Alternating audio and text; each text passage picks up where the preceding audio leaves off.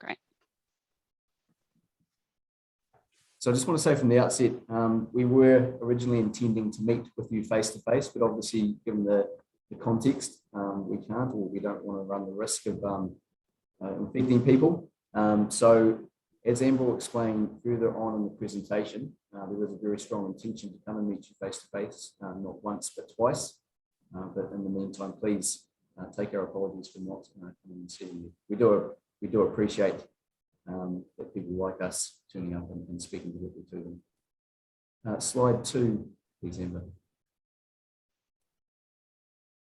So the purpose of this meeting is to identify your freshwater values in the Dunedin and Coast Freshwater Management Unit and hear from you the characteristics that contribute to those values, so that we can again go away and work out what environmental outcomes we need to deliver to provide for those values. This, as you'll see on the screen, is a map of the Dunedin and Coast Freshwater Management Unit, or FMU. The blue line is very important to this process as we're seeking your values, your feedback on values and characteristics within that area delineated by the blue line. It's important to recognise that the lines as they are drawn aren't drawn to reflect communities of interest. So please, if you are here to meet over those areas, please, if you're not, we can give you some information offline about when those meetings are. So we can check the Otago Regional Council Land Board Regional Plan webpage. Just before I get started, we'll run through a few logistics. Firstly, as you would have seen, this Zoom meeting is being recorded and will go up on the ORC's website and the YouTube channel for anyone to watch afterwards. The Zoom is set up so that only the person speaking will show up on the screen. Please make sure you're on mute unless we come to talk to you, so that any background noise doesn't interfere with the session. We will stop throughout for questions and answers and discussion. If you have a question, please write it in the chat. I'll collect those questions and pause the presentation every now and then to answer some questions and have a discussion. If you want to say something when we're going through the Q&A, please use the hand icon. And you can see that at the bottom of the toolbar at the bottom, there's a little tool that says reactions. If you click on that, you can get to a hand icon. We've had feedback from previous consultations that some of these questions can get quite technical, which then puts some people off listening and answering or asking. So there may be a point occasionally where I cut a question short. That is not to cut you off. It is to move the conversation along, and we will get back to you with detailed technical information if that is the case. Or if you stick around at the end, if you have time to stick around at the end, we can also answer some specific questions here as well. You may also have questions or comments that are outside the Land and Water Regional Plan. If the best person from RC to answer those questions isn't on the call, we will get back in touch with you after the meeting as well.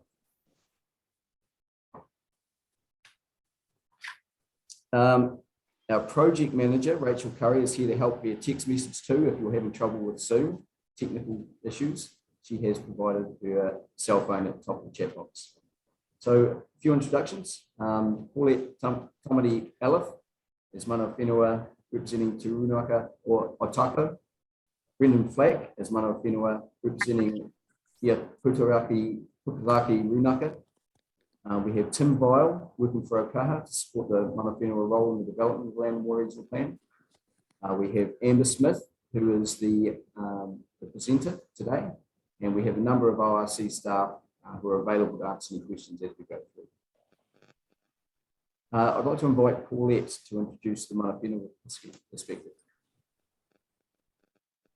O tēnā tātou, ka mauka whakahi, ka awa i te nuku o te whenua, kua whakarau i ka mai tēnei rangi, ki te aha, ki te kōrero rero mo tō tātou rohe, mo te mana o te waihoki. Nā reira, tēnā tātou katoa. So just greetings, everybody who've taken the time today to come and listen, share some perspectives regarding this area of ours here. So pleased, I'm going to tag team with Brendan today. It's a joint mana whenua presentation. So what I want to share with you today is an Indigenous perspective, a worldview from Kāi Tahu, or the local people here in Otago. It is from this worldview that our language, our cultural practices and traditions and our values are centered upon. And fundamental to this perspective is whakapapa. And for those who don't know what whakapapa in its simplest form is genealogy.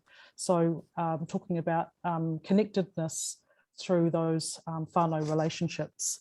And to take you back to the beginning of the universe, which in our narrative is very aligned to the Big Bang Theory, in that we come from te pō, te ao, te ao marama, ko te māku, te māhora nui Aotea, ka puta mai ko raki nui. So in our traditions, we descend from deities or beings which include māku, which is the dampness, mahora nui Aotea, which is an expanse of water. And from that comes Raki Nui, who we acknowledge as our sky father, who couples with Papa Tuanuku, who's our earth mother. And then there's a separation. I'm not going to go into too many details because I've only got 10 minutes, but they have many offspring.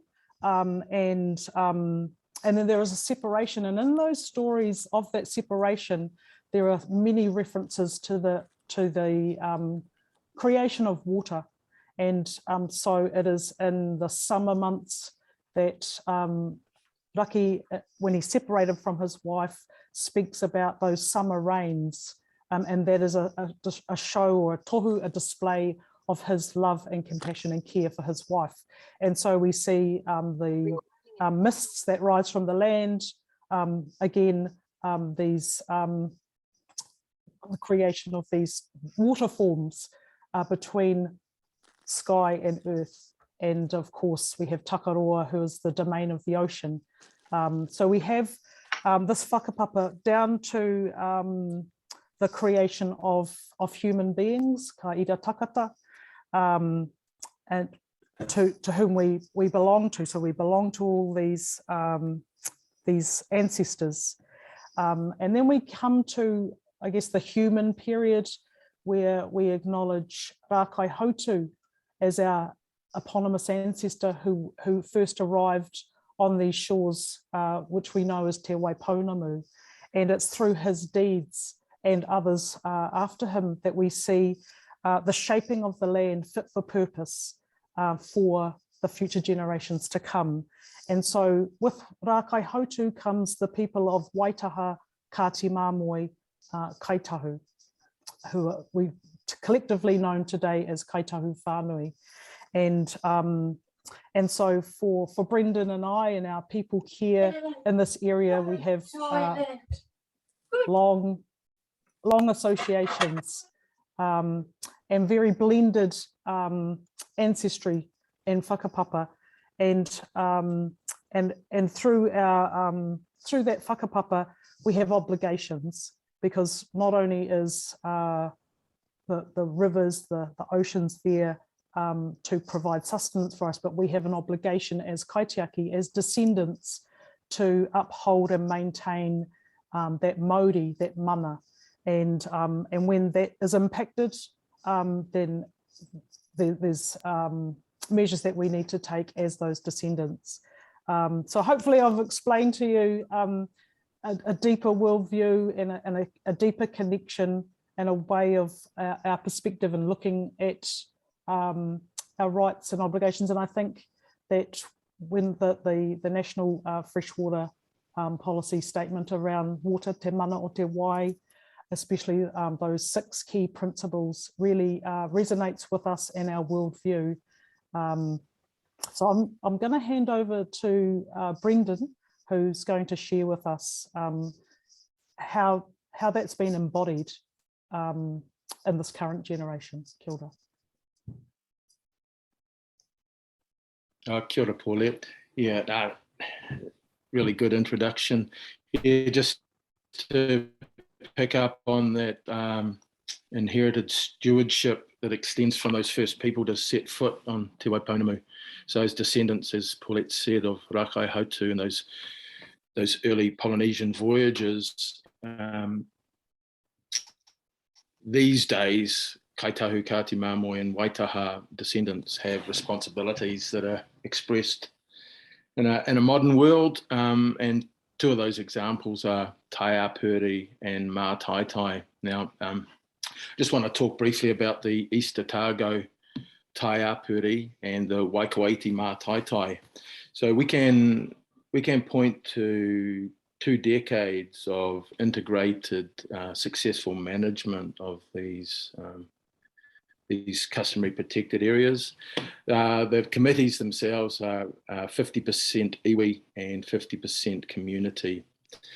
The East Otago Taiapuri extends for 22 kilometres along the northern beaches from a place called Waiweke up through to Whenua, which is at Waikawaiti.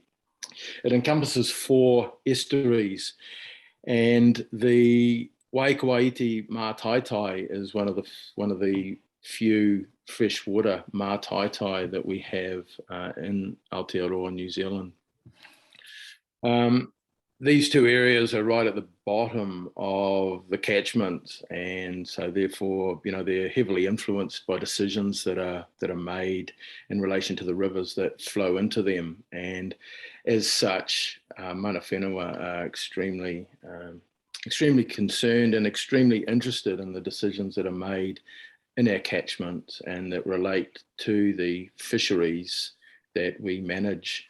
So these fisheries areas and tools, if you like, were established as part of the Fisheries Act 1996 and give effect to rangatiratanga for. So that's self-determination and self-governance for iwi in our area. So look, I'm going to leave it there, and as Paulette said, it's hard to talk of several eons in 10 minutes, but kia koutou. Kia ora, Paulette, Brendan. So Amber, I'll just pass over to you for the presentation. Great. I'm just going to reshare because I understand that wasn't fully successful. So I'm just going to reshare my screen.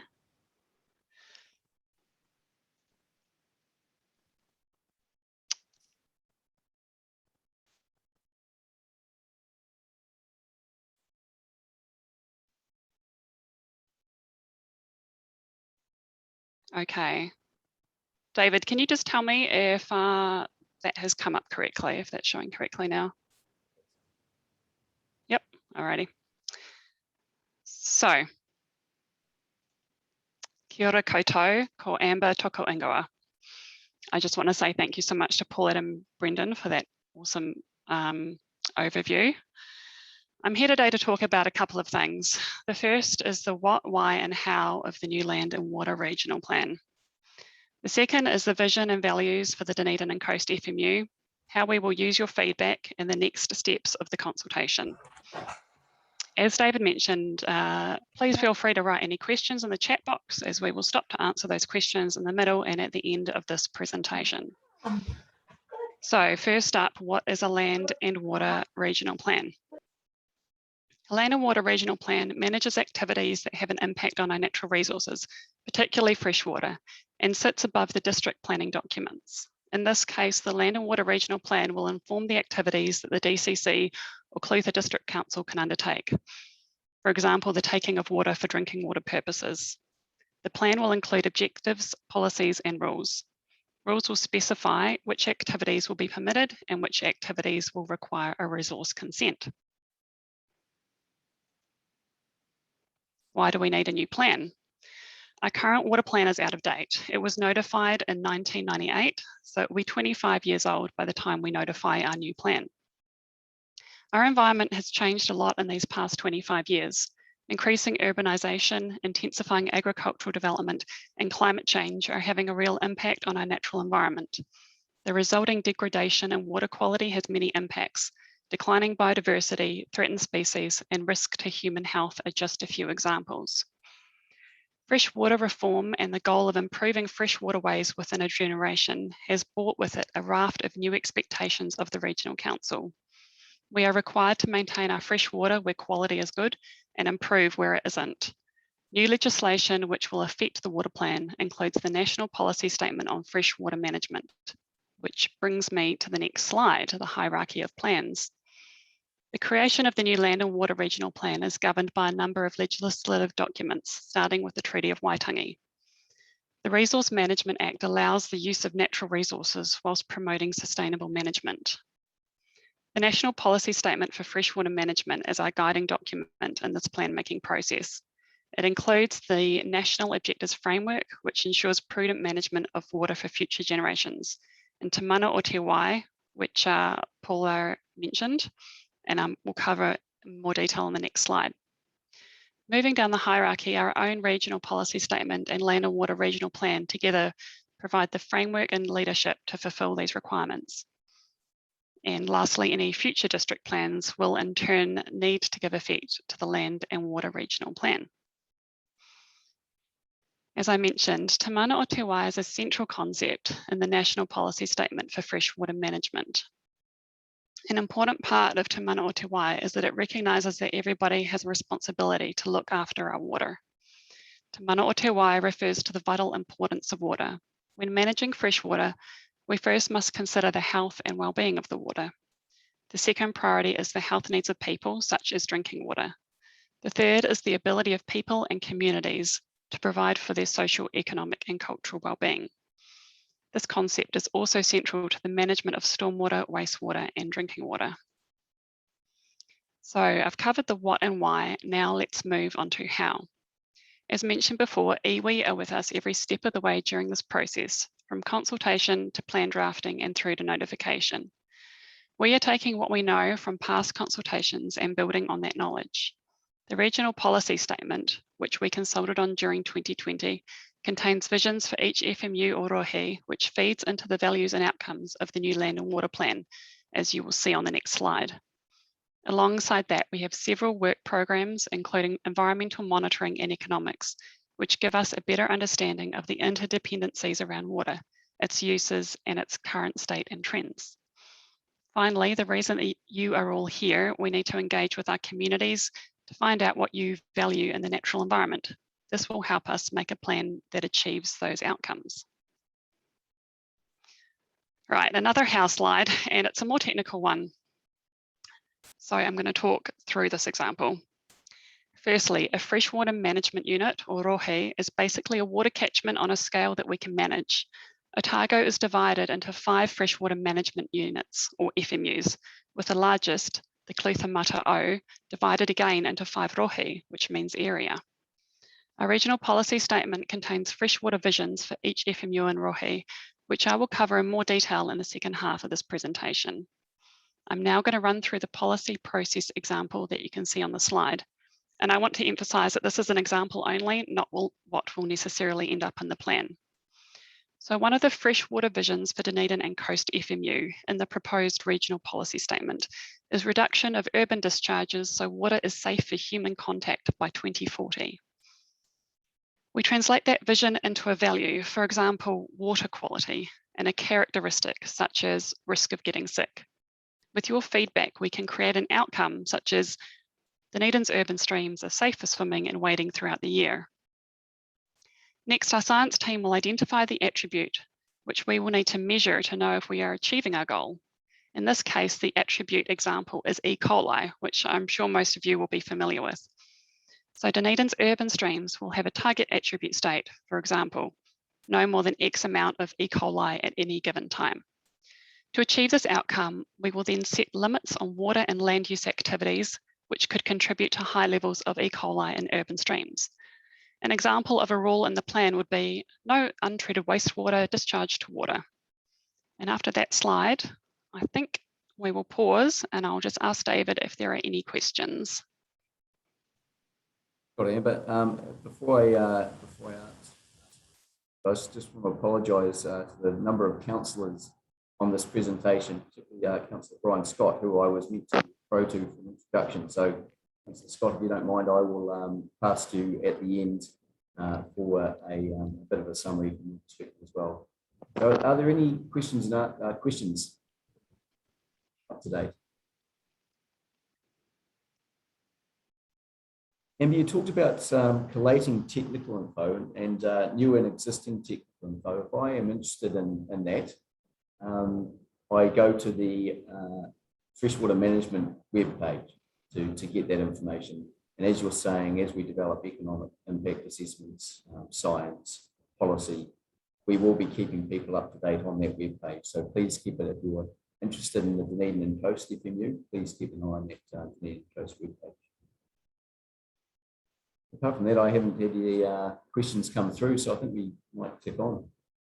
Great. There's also time for questions later in the session.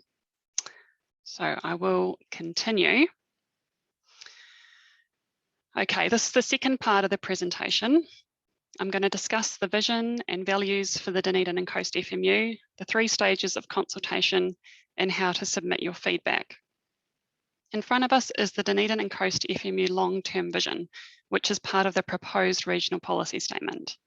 Our plan needs to work towards this vision and give effect to the regional policy statement. And I'll just note that the final point on the slide is the example that we talked through earlier. Now we come to values.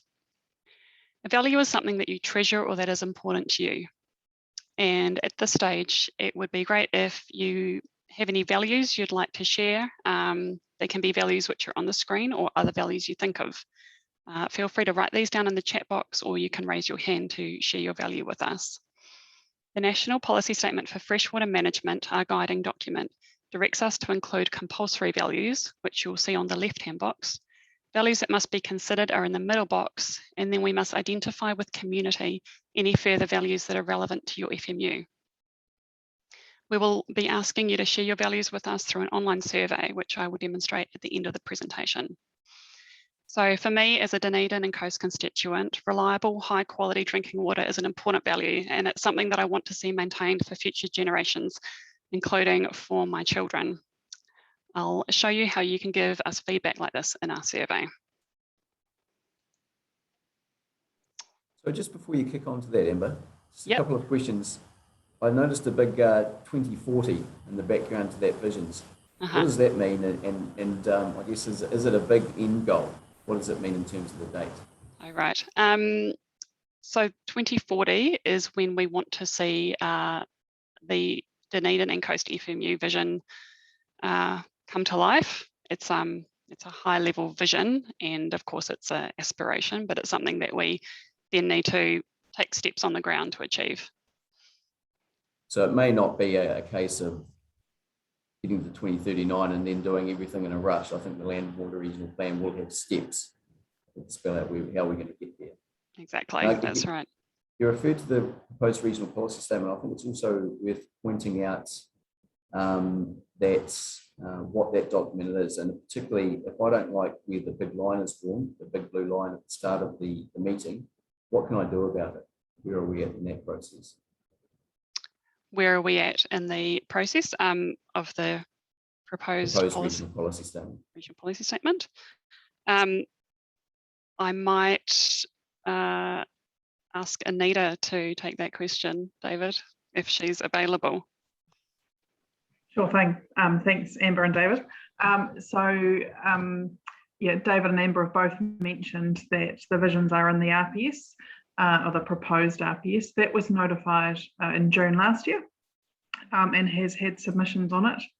And the hearings on the RPS are due to commence late May this year. There are some submissions in relation to the location of the boundaries of each freshwater management unit, or rohe, and around the visions as well. So that process is underway, and there have been some comments. So we'll need that hearing to be concluded to have those boundaries absolutely certainly locked down, but they're pretty accurate as it stands at the moment. Thanks, Anita and Amber. And Tim Vial from Otago has also put a message in the chat box explaining in some more detail. Thanks, Amber. Great. I will just find my slide. Oops. Okay, here we are. So right now, I just want to talk about what the rest of the consultation looks like and how you can give feedback. So we are in the first of 3 consultation stages. That's March 2022 at the top. Now, once we receive your feedback, we will work with our science team to come up with some management options to achieve a range of environmental outcomes. These will be presented and discussed with you in July or August of this year. The third stage of consultation will be the presentation of a preferred management option, which will happen towards the end of this year. Next year, we will be writing the plan with mana whenua, taking it to council, and then following the RMA process so that it can be notified in December next year. Now, how can you have a say? Well, we wish we were having this conversation with you in person, but because of COVID, we cannot meet face-to-face right now. So we've created a survey which can be taken online or in paper format to find out your values and the locations of those values. You can fill out the survey online, which I will demonstrate in a moment. We can also send out a paper survey to anyone who cannot get online. If you would like to request a paper copy for yourself or someone else, just contact our customer services team on the 0800 number or by email, and they will send out a paper survey with a return envelope. The survey is open for 4 weeks. I will now show you the online survey so you can see what it's all about. Please bear with me while I change screens.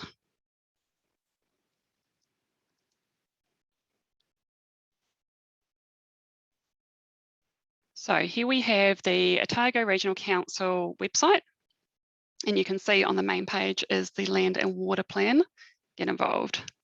So this brings us through to the page, and as David mentioned before, this page has got everything about our FMU and rohe information, science, economic summaries, and everything else that you will need to, if you're interested.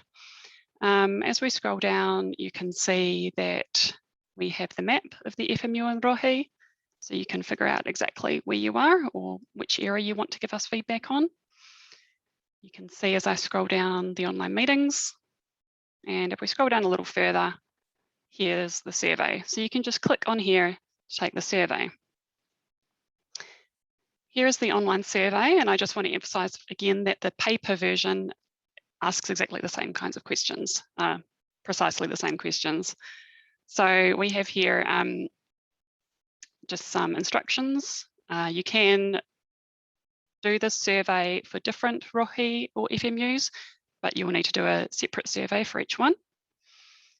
At the top, you select which FMU or rohe you wish to answer about. And here, question 2, these are the values that we spoke about earlier. Now, they're not exactly the same as the values on the slides, but you'll see at the bottom something else. And so if there's anything in these values, if there's anything else that you want to add, you can click on something else, put in your own value.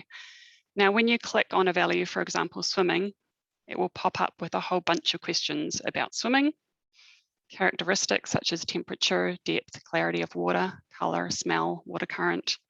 And it will also ask you, so it's asking you if these things are important to you or not. And it's also asking you to rate the conditions. And you can answer as many or few questions as you wish to here. Each value that you click will pop up with more questions about the characteristics. So once you've done that, at the bottom, there are a few optional questions that you can answer or not, and then you can click submit. Once you click submit, you'll be prompted to go to our mapping tool, which I just want to show you now. It's a very cool tool where you can choose your value, and you can let us know where that value is important to you. So for example, I could say that fishing is important to me on the Toko River. And you can see here that it pops up with an area for your email, and it will ask you to create a password for account. I know this is an extra step that takes a bit of time out of your day, but I really encourage you to add as many pins as you can, as many places, as many activities to this map, because it really does help us further down the track to set those environmental outcomes. And that's about it for the survey and for my presentation. So I will go back to the PowerPoint. Oh, goodness. And there we go.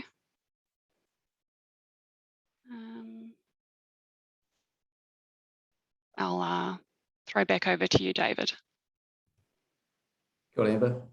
And I think it's important to, as Amber referred to, this is a stage, a step in the consultation process. So what will happen is we take these visions, your feedback through this process. Then we go away, do some work. We come back to you middle to end of this year with a range of preferred options to discuss those preferred options and get some feedback on those preferred options for environmental management and environmental outcomes.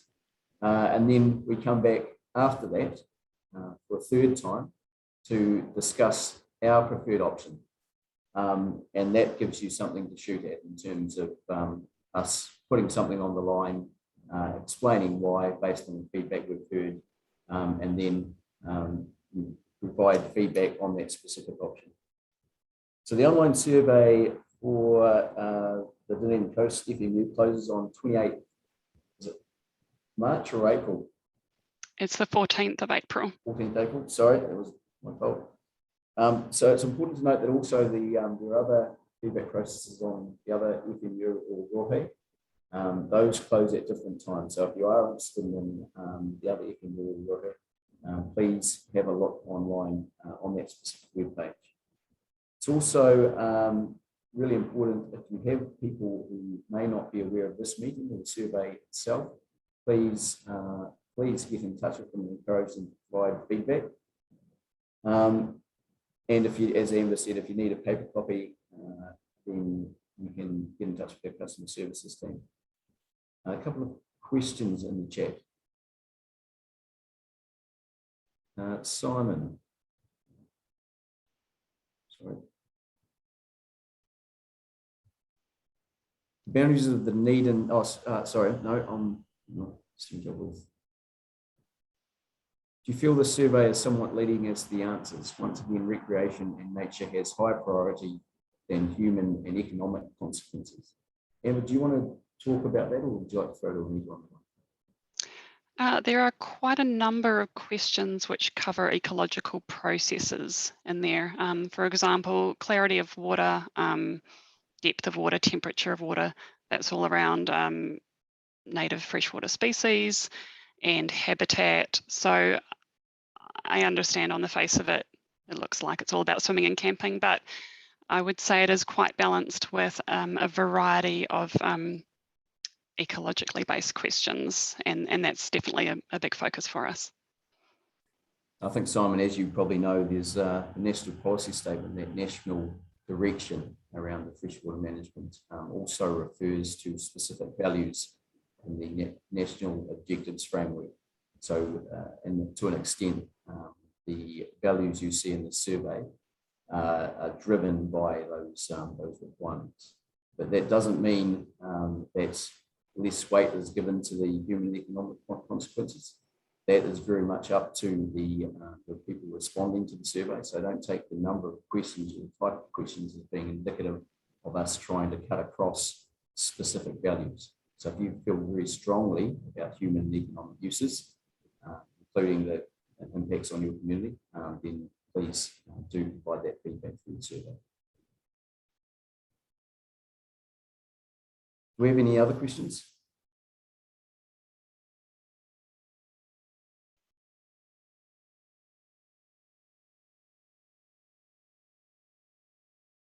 Okay, well, that's probably the end of it. It's as Amber said, we will be updating the webpage, the Dunedin Coast FMU webpage. Please provide feedback through that survey, even if it's just short, very concise feedback, please do so. And you'll notice at the bottom of the survey, there is the opportunity to provide feedback, more general feedback beyond the feedback that we've asked through those specific values. Again, we will be in person in your area in person in the second half of 2022 to talk about preferred management options. And also staff will stay online a little bit after we close this meeting, just if you want to talk further with specific staff members or discuss some technical aspects in detail. Thank you for taking the time and effort to come online and attend this meeting. Your feedback is very important to this process, and I understand that there are a lot of processes going on and there may be a bit of consultation fatigue, but please do get involved. Could I please ask Councillor Scott to just provide a few comments that I should have asked at the front end. Apologies, Councillor Scott. Kia ora. Can you hear me, David? We can, thank you. Cool. No, that's fine. Firstly, I would also like to acknowledge that there are two other councillors here, Hilary Calvert, who lives in Dunedin, and Carmen Hope in Middlemarch. And yes, I was going to say a number of things, but as I listen, I don't think I really need to. And I think that's the point that Hilary said prior to this session, that our key role is actually to listen. And so I just want to emphasise that it's important that people complete the survey so that council can work through it, have some type of basis in terms of values. It's really, really important. I think it's also timely, as you said at the start of the session, somebody said is 25 years, but by the time we get a new land and water plan in place.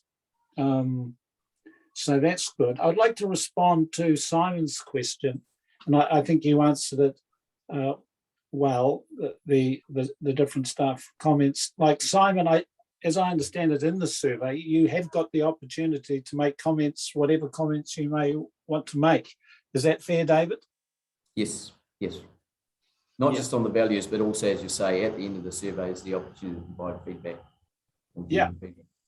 So, you know, if there's any points that people, my screen has gone blank. Can you still hear me, David? Yes, we can. Cool. I've got a question myself, actually, is look, we've got X number of people here, and thank you again for that. But I mean, ideally, the wider community complete the survey.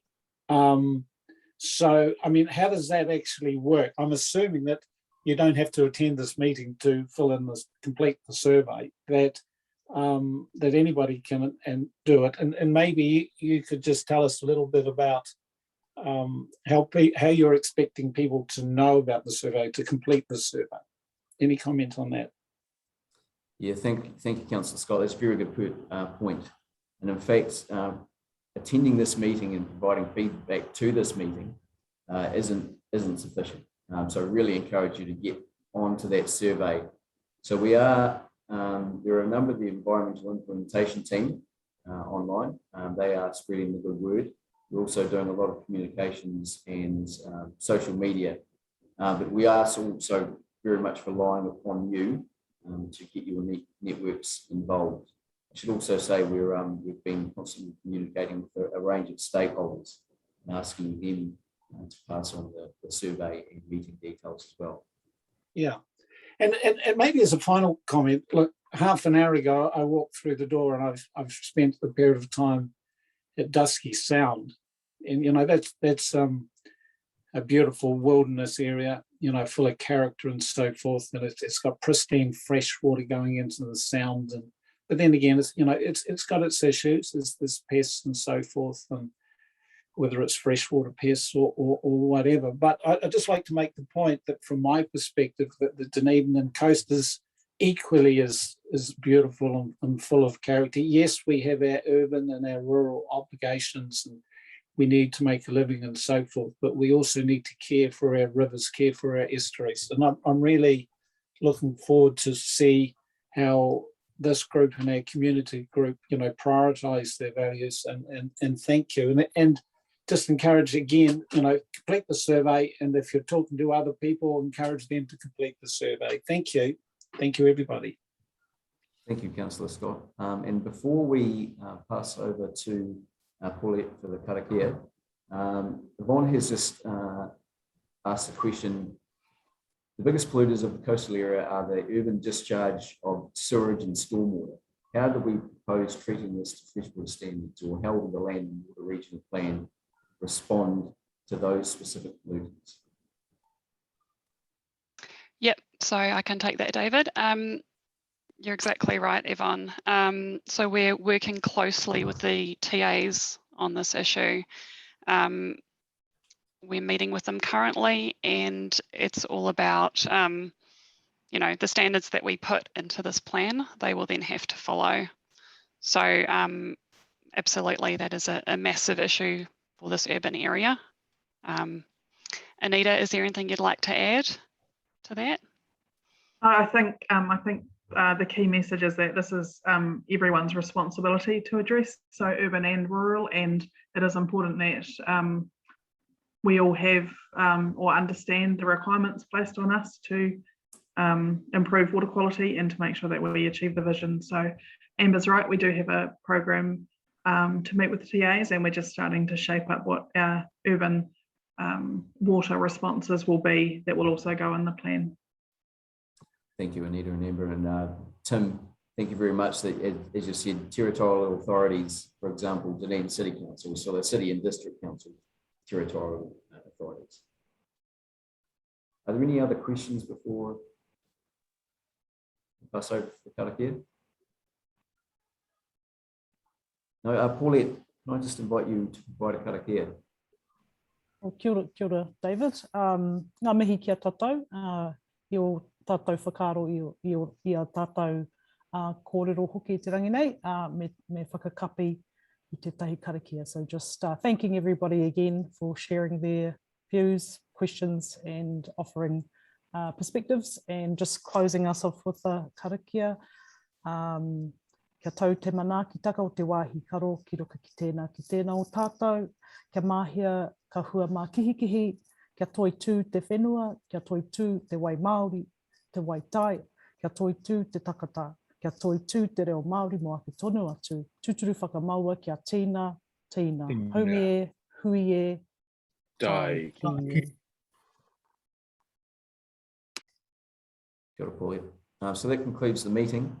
If anyone wants to stick around and ask any questions, please do.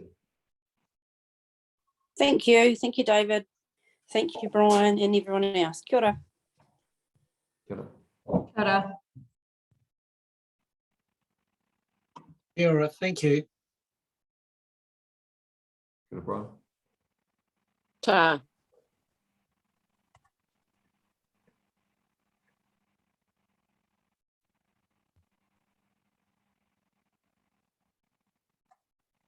Simon, I expect we have a few technical questions. I'll just wait on that one. Actually, what Anita, are you at all keen to discuss how this is working with Three Waters?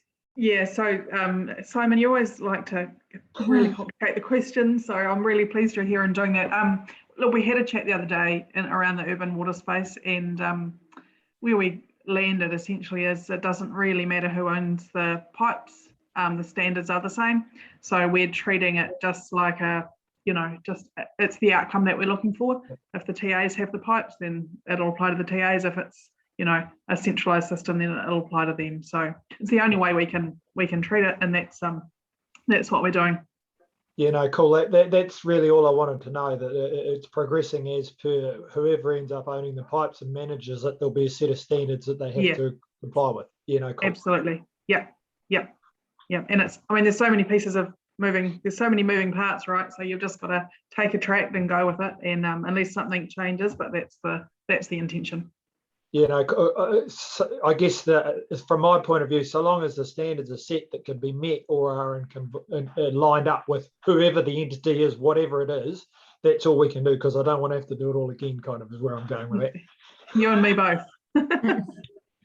Yeah, the other key thing with this plan is it is going to be live, so it will, we'll be constantly viewing it, improving it as we get more information, as our monitoring starts tracking some of these, new NOF attributes and things like that. So it will be a living document, and you know, we'll update it as we go. So it is you know, this plan sets the foundation, and then we'll work to improve it and refine it, you know, forever. Yes. Yes. And No, I think probably for Simon, this is not just the Land and Water Regional Plan won't just be regulatory, will it? There'll be regulatory and non-regulatory components. There'll be a non-regulatory program that sits alongside it. It might not necessarily be in the plan, but that's why we've got you know, our environmental implementation team here, because we're really realistic that you can't do it all through rules in a plan, and there needs to be a whole lot of other work sitting alongside it, and that's picking up on you know, all the industry good work that's going on, all the on-farm good work that's going on, and you know, we've got a team and a funding stream as well to support it. So it really is a matter of everyone doing you know, doing these things together and working together. You know, because I think with the, ironically, me being a little bit cynical, I think we'll probably achieve more with the non-regulatory stuff than we will typically with the regulatory. Or potentially we can achieve much better results with the non-regulatory, I think is probably the comment I should Simon, make. even I think rules don't change behaviour. So I am with you. I think the more that we can get into the non-regulatory space and fund it there and leave the plan just to do the bare minimum that it needs to, then I think we'll all be better off, and you get better buy-in that way as well. So I hear you. No, cool. Hey, look, thank you very much. Cheers for the opportunity. Thanks, Simon.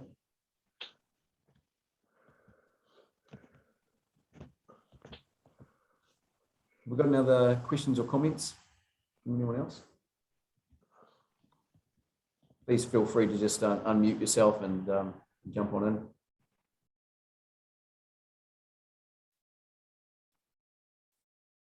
I was going to say, David, that other than Simon, who looks like Andy and Yvonne. Yeah, I've just got another couple of people there.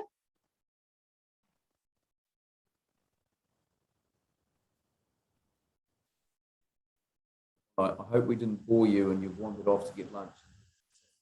So please chip in if you've got any questions or answers or statements.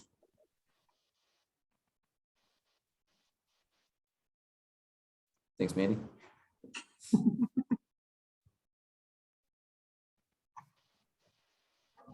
We'll just give it another minute or so, just in case. Yeah.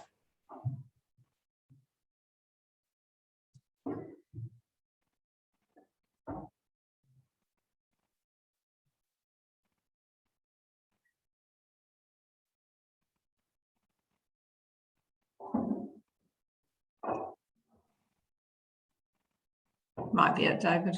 I think that's it. Yvonne's on, and she did ask a question earlier, so she is still engaged, but she may not be on there now. Yvonne, do you have anything else to ask? No, we might call it a day then. Yeah. I wondered if it's good. Oh, should I be quiet still? We'll just stop recording, and then Rachel can manage the attendance.